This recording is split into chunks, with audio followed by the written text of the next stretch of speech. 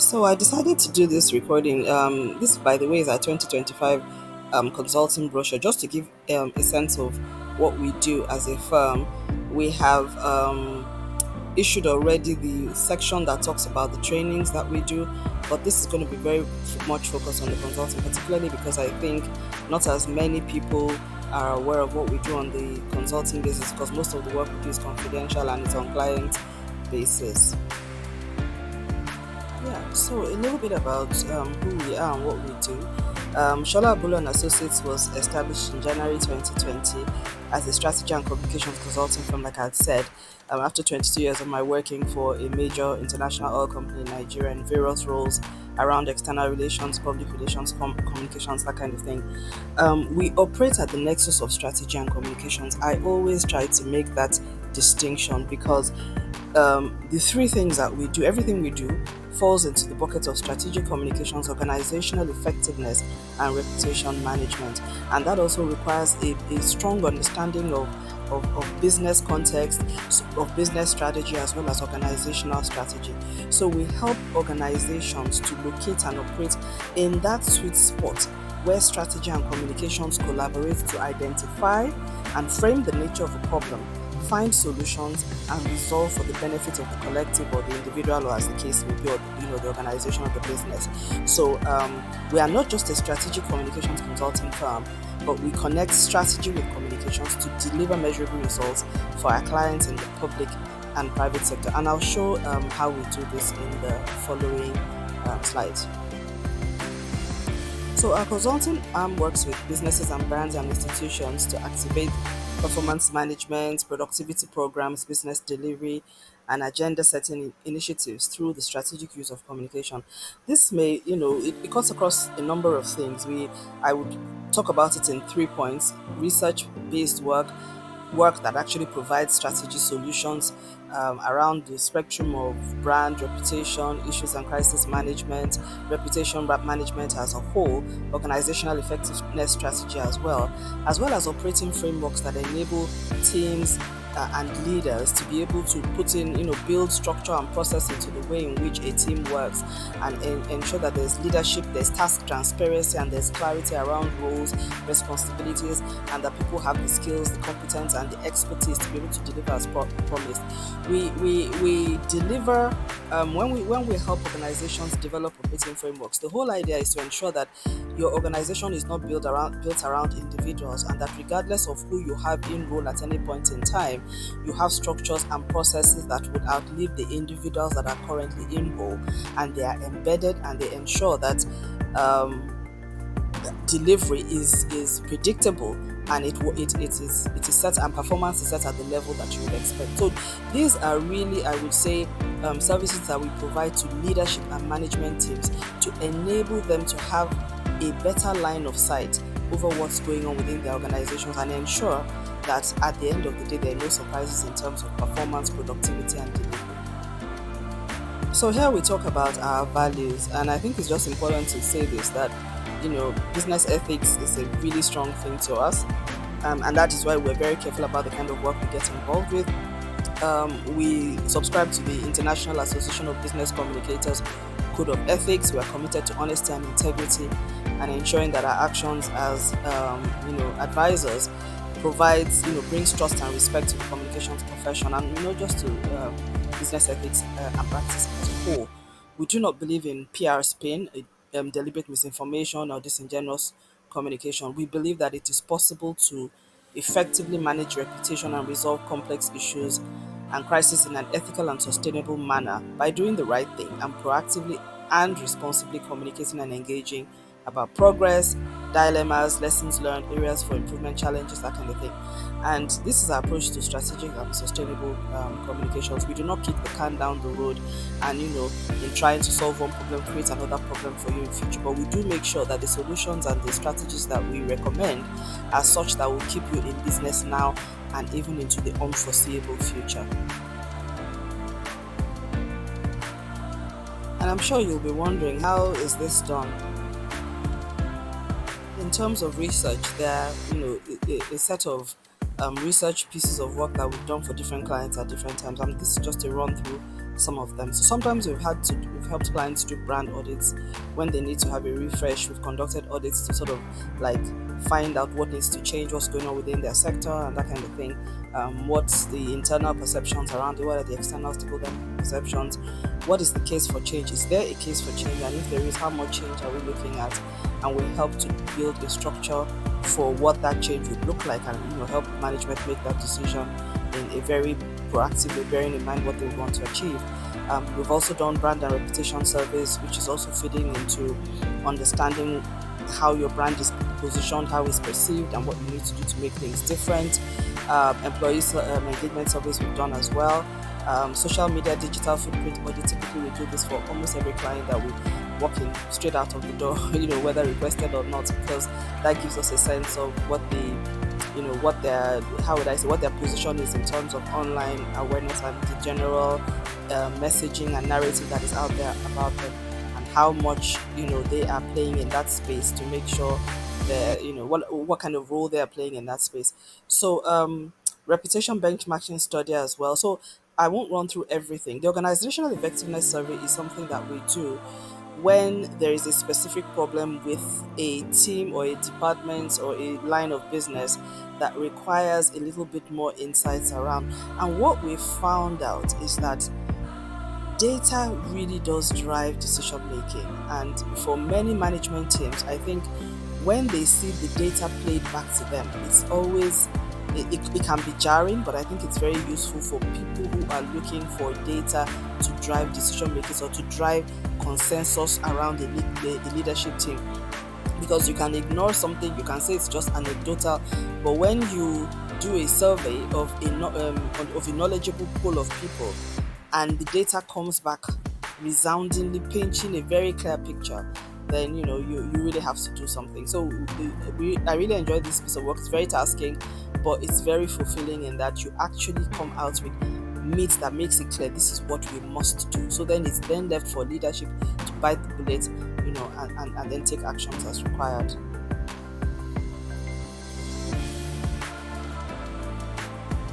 So for the strategy solutions, we actually create very customized, actionable, and result-oriented strategies that management teams can use to achieve their business or organizational objectives. And like I said earlier, we always take a targeted and research-based approach. So we work based on what the data is telling us, what were the insights that we gather from within the organization, within the external environment, benchmarking with other players as well. And we've come out, we've worked with a number of clients, and this is the spectrum of the sort of strategy solutions that we come up with.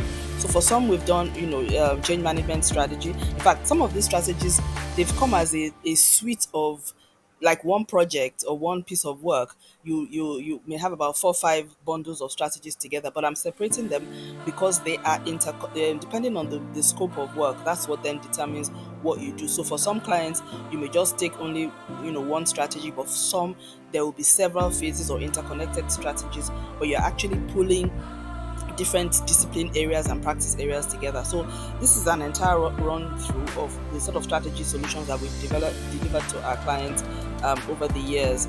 And they are, I'm not going to run through all of them, but change management, marketing communications, crisis communications and management, website and social media strategy, public sector communication strategy, we've done that. Media relations strategy, brand communications, new brand strategy, absolutely. Brand refresh strategy, we've also done that as well.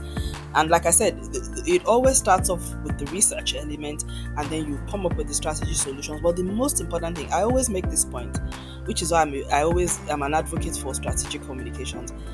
We have never been able to copy and paste one strategy from one firm to the other, even sometimes from one department within the same organization to another, because the context is different, the challenges are different, the opportunities are different, the leadership context is different, the organizational context is also different.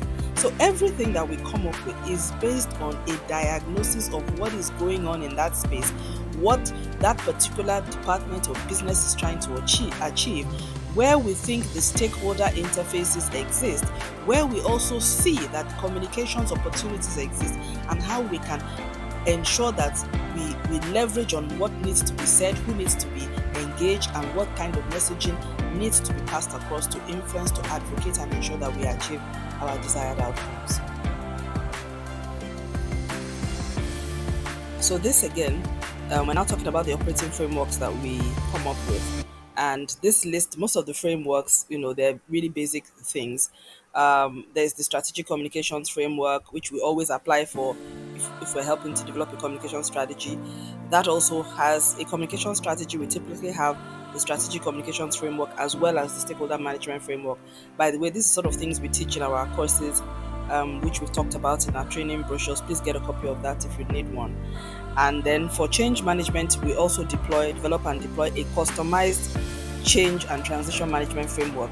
I think one mistake people make is that copy and paste approach. It doesn't work. An operating framework has to be customized, highly customized. What we do is that we and the frameworks we work with, they are really, I can call them almost proprietary, because they are based on my understanding or our understanding of what we have seen that has worked. So it's not just a textbook approach, but it's time tested. It's what we deploy, what we have used, the results that we've seen from working with clients, also working with employers, and how we've seen that what we've learned over the years is what we build into those frameworks. The things that we've used before and seen that we got suboptimal results, we remove from the framework. So it's already adapted, but we then adapt to the context even further, customized to the context of the organization. So marketing communications framework, reputation and crisis management framework, all of this is to help build structure, processes, standards, policies, practices to enable the organization to begin to wrap itself around what it needs to do. The brand strategy framework is one that I really, really like, and we also teach this in some of our courses out there, because we developed that brand strategy framework based on, like I said, what we have seen that works. We've used it effectively for brand refreshes, and what we've seen is that it's easier to have a conversation when you use that framework. It's easier for you to build a lasting frame around what your new brand or your refreshed brand should look like.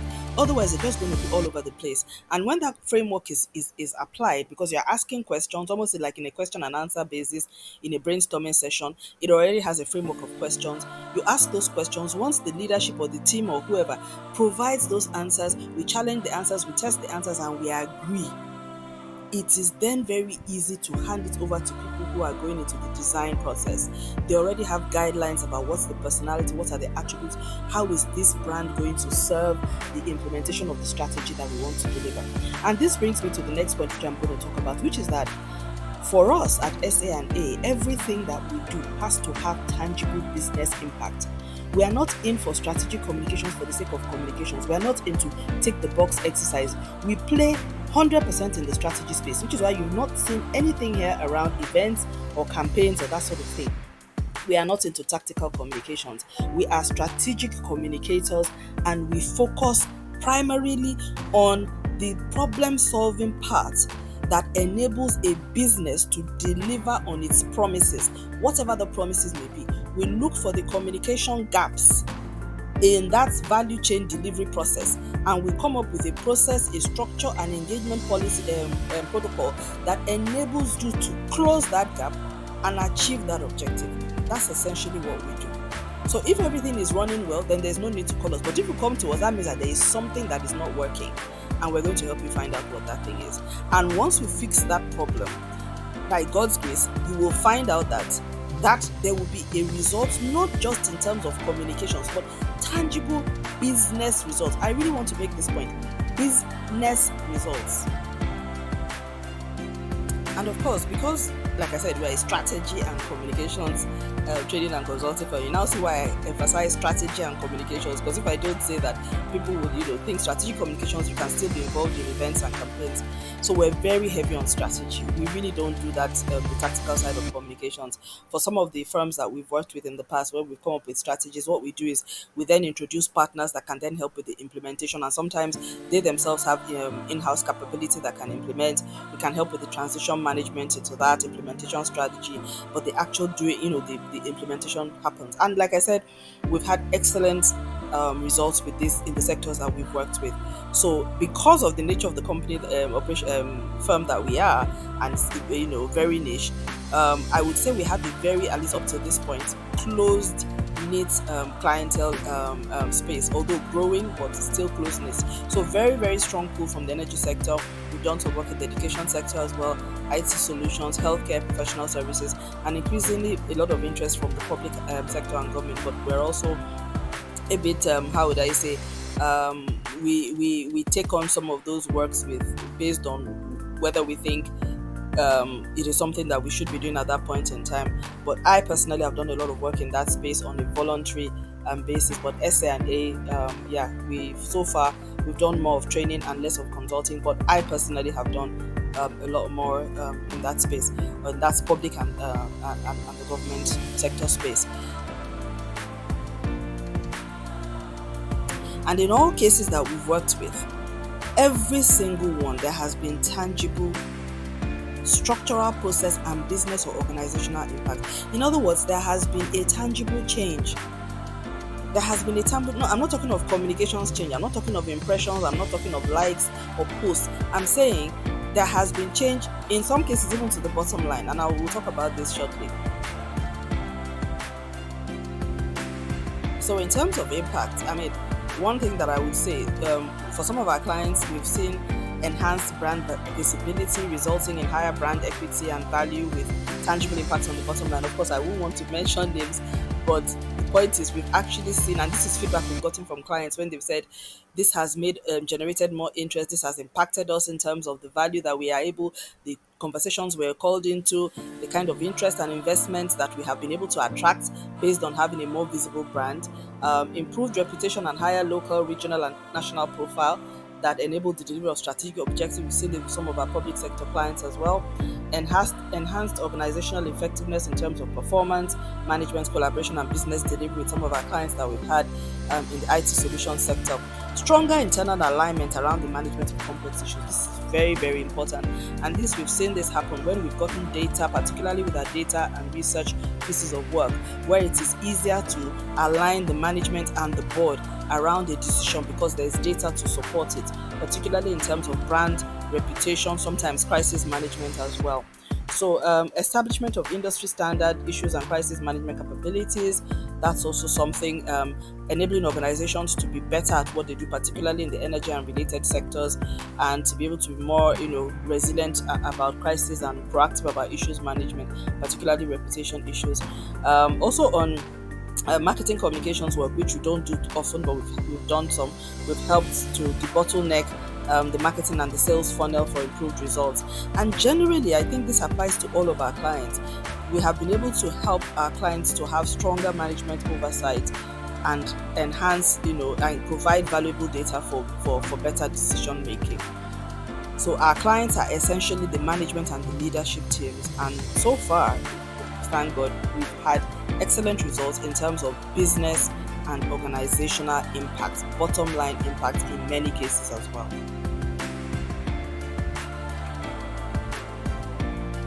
So the last point I'd like to make is that success doesn't happen in a vacuum. And I think people don't realize how intentional leading firms are about ensuring that they succeed. And a lot of the work that we have done at SA&A for our consulting clients, we actually, in fact, I wanted to put in the brands, but later I took it out because for a lot of our brands, that trust and confidence kind of work we do on the consulting space is what is most important. So it's not something that we will go shouting around the hilltops, oh, we did this kind of work, because it's confidential work that is done for management teams as part of their competitive intelligence and growth. But the important thing is why we keep getting called into these conversations is because it delivers tangible results, and why these companies go outside of their organizations to get this external resource help is because it does deliver value and help them with long-standing problems.